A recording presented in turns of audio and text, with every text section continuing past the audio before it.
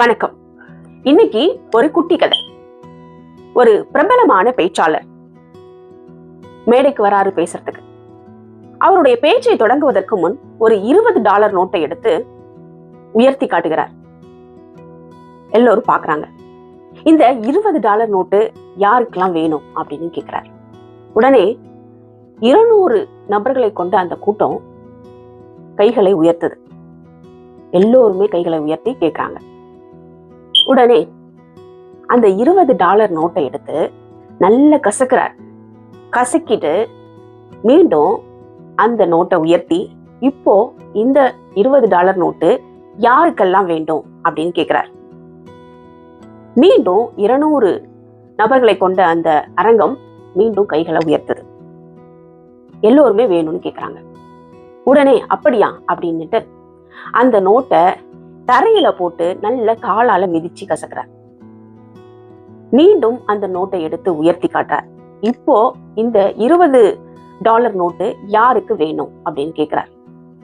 உடனே மீண்டும் அந்த 200 கைகளும் உயர்த்தப்படுது. உடனே பேச்சாளர் பார்வையாளர்களுக்கு நன்றியை தெரிவித்துக் கொண்டு தனது பேச்சை தொடங்குகிறார். எனது அன்பான நண்பர்களே, உங்கள் அனைவருக்கும் நான் இப்பொழுது காண்பித்தது ஒரு மிக முக்கியமான பாடம். அந்த $20 நோட்டை எடுத்து நான் உயர்த்திய போது யாருக்கெல்லாம் வேண்டும் என்று கேட்டேன். அனைவரும் உயர்த்தினீர்கள். பிறகு அந்த நோட்டை நான் கசக்கிய பிறகு அந்த நோட்டு கசங்கி இருந்தது. மீண்டும் அனைவரும் அந்த நோட்டை விரும்பினீர்கள். பிறகு நான் கால்களில் போட்டு மிதித்து அதை அழுக்காக்கினேன்.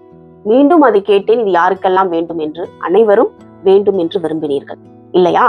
இதிலிருந்து என்ன தெரிகிறது? அந்த $20 நோட்டின் மதிப்பு நாம் என்ன செய்தாலும் அதன் மதிப்பு குறையவில்லை. கசக்கிய போதும் சரி, மிதித்த போதும் சரி, அந்த $20 நோட்டு $20 நோட்டாகவே அதன் மதிப்பு இருந்தது. அது போலத்தான் நம் வாழ்க்கையும் பல நேரங்களில் நம்மை கசக்கி மண்ணில் போட்டு மிதிக்கிறது. அதற்காக நாம் மோசமான முடிவுகளை எடுக்கிறோம். பல கடினமான சந்தர்ப்பங்களில் தள்ளப்படுகிறோம். நம்ம எதுக்குமே பிரோஜனம் இல்லை, நம்ம ஒரு வேஸ்ட் அப்படின்ற முடிவெல்லாம் எடுக்கிறோம். ஆனால் உங்க வாழ்க்கையில என்ன நடந்தாலும் சரி, என்ன நடக்கவிருந்தாலும் சரி, அது ஒரு பொருட்டே இல்லை. அதனால் உங்கள் மதிப்பை நீங்கள் இழக்க மாட்டீர்கள். நீங்கள் ஒரு தனித்துவமானவர் என்பதை மறந்து விடாதீர்கள் என்று தன் உரையை முடித்தார். இந்த கதை இங்க முடியுது. இந்த கதை சொல்லும் பாடம் என்ன?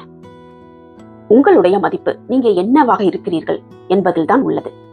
உங்களுக்கு என்ன நடக்கிறது என்பதில் இல்லை. உங்க வாழ்க்கை உங்களை கசக்கினாலும் சரி, உங்களை அழுக்காக்கினாலும் சரி, உங்களுடைய மதிப்பு மாறாது. நீங்கள் தனித்துவமானவர்.